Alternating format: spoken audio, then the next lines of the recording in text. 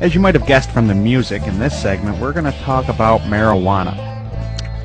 And more importantly, the marijuana conspiracy. To do that, I'm going to read an article by Doug Yerke titled The Marijuana Conspiracy, The Real Reason Hemp is Illegal. You can find it at IlluminatiNews.com. And it begins. Marijuana is dangerous. Pot is not harmful to the human body or mind. Marijuana does not pose a threat to the general public. Marijuana is very much a danger to the oil companies, alcohol, tobacco industries, and a large number of chemical corporations. Various big businesses with plenty of dollars and influence have suppressed the truth from the people. The truth is, if marijuana was utilized for its vast array of commercial products, it would create an industrial atomic bomb. Entrepreneurs have not been educated on the product potential of pot. The super rich have conspired to spread misinformation about an extremely versatile plant that, if used properly, would ruin their companies. Where did the word marijuana come from? In the mid-1930s, the M word was created to tarnish the good image and phenomenal history of the hemp plant. As you will read, the facts cited here with references are generally verifiable in the Encyclopedia Britannica, which was printed on hemp paper for 150 years. All school books were made from hemp or flax paper until the 1880s. It was legal to pay taxes with hemp in America from 1631 until the early 1800s. Refusing to grow hemp in America during the 17th and 18th centuries was against the law. You could be jailed in Virginia for refusing to grow hemp from 1763 to 1769. George Washington, Thomas Jefferson, and other founding fathers grew hemp. Benjamin Franklin owned one of the first paper mills in America, and it processed hemp. Also, the War of 1812 was fought over hemp. Napoleon wanted to cut off Moscow's export to England. For thousands of years, 90% of all ships, sails, and rope were made from hemp. The word canvas is Dutch for cannabis. 80% of all textiles, fabrics, clothes, linen, drapes, bedsheets, etc. were made from hemp until the 1820s with the introduction of the cotton gin. The first Bibles, maps, charts, Betsy Ross's flag, the first drafts of the U.S. Declaration of Independence, and the Constitution were made from hemp. The first crop grown in many states was hemp. 1850 was a peak year for Kentucky, producing over 40,000 tons. Hemp was the largest cash crop until the 20th century. Oldest known records of hemp farming go back to 5,000 years in China, although hemp industrialization probably goes back to ancient Egypt. Rembrandt's, Gainsborough's, Van Gogh's, as well as most early canvas paintings were principally painted on hemp linen. In 1916, the U.S. government predicted that by the 1940s all paper would come from hemp and that no more trees need to be cut down. Government studies report that 1 acre of hemp equals 4.1 acres of trees. Plans were in the works to implement such programs.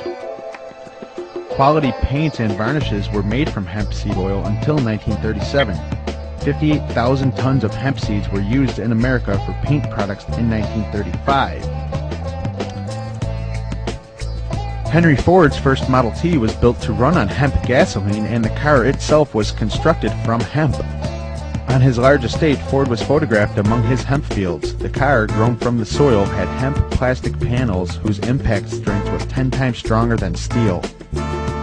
In 1938, on the cover of Popular Mechanics, the title read, "Hemp Called Billion Dollar Crop." It was the first time a cash crop had a business potential to exceed $1 billion.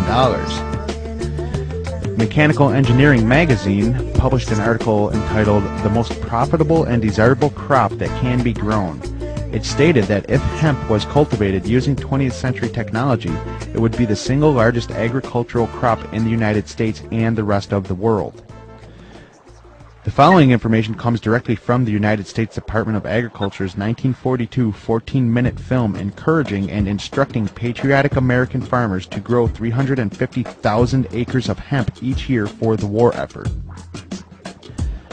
When Grecian temples were new, hemp was already old in the service of mankind. For thousands of years, even then, this plant had been grown for cordage and cloth in China and elsewhere in the East. For centuries prior to about 1850, all the ships that sailed to the western seas were rigged with hempen rope and sails. For the sailor, no less than the hangman, hemp was indispensable. Now with Philippine and East Indian sources of hemp in the hands of the Japanese, American hemp must meet the needs of our Army and Navy as well as of our industries. When the Navy's rapidly dwindling reserves are gone, American hemp will go on duty again. Hemp for mooring ships, hemp for tow lines, hemp for tackle and gear, hemp for countless naval uses both on ship and shore. Just as in the days when Old Ironside sailed the seas victorious with her hempen shrouds and hempen sails, hemp for victory. Hemp cultivation and production do not harm the environment. The USDA Bulletin number 404 concluded that hemp produces 4 times as much pulp with at least 4 to 7 times less pollution. It has a short growing season. It can be grown in any state. The long roots penetrate and break the soil to leave it in perfect condition for the next year's crop. The dense shock of leaves 8 to 12 feet above the ground chokes out weeds. Hemp, this new crop, can add immeasurably to American agriculture and industry. In the 1930s, innovations in farm machinery would have caused an industrial revolution when applied to hemp. This single resource could have created millions of new jobs, generating thousands of quality products. Hemp, if not made illegal, would have brought America out of the Great Depression. William Randolph Hearst and Hearst Paper Manufacturing Division of Kimberly-Clark owned vast acreage of timberlands. The Hearst Company supplied most paper products. Patty Hearst's grandfather, a destroyer of nature for his own personal profit, stood to lose billions because of hemp. In 1937, DuPont patented the processes to make plastics from oil and coal. DuPont's annual report urged stockholders to invest in its new petrochemical division. Synthetics such as plastics, cellophane, celluloid, methanol, nylon, rayon, Dacron, etc. can now be made from oil. Natural hemp industrialization would have ruined over 80% of DuPont's business. Andrew Mellon became Hoover's Secretary of the Treasury and DuPont's primary investor. He appointed his future nephew-in-law, Harry J. Anslinger, to head the Federal Bureau of Narcotics and Dangerous Drugs. Secret meetings were held by these financial tycoons. Hemp was declared dangerous and a threat to their billion-dollar enterprises. For their dynasties to remain intact, hemp had to go. These men took an obscure Mexican slang word, marijuana, and pushed it into the consciousness of America. A media blitz of yellow journalism raged in the late 1920s and 1930s. Hearst's newspapers ran stories emphasizing the horrors of marijuana. The menace of marijuana made headlines. Readers learned that it was responsible for everything from car accidents to loose morality. Films like Reefer Madness, Marijuana, Assassin of Youth, and Marijuana, the Devil's Weed, were propaganda designed by these industrialists to create an enemy. Their purpose was to gain public support so that anti-marijuana laws could be passed. Examining the following quotes from The Burning Question, also known as Reefer Madness. It states that marijuana is a violent narcotic, causes acts of shocking violence, causes incurable insanity, has soul-destroying effects, and a man under the influence of the drug killed his entire family with an axe. More vicious, more deadly even than those soul-destroying drugs, heroin and cocaine, is the menace of marijuana. Reefer Madness did not end with the usual "the end."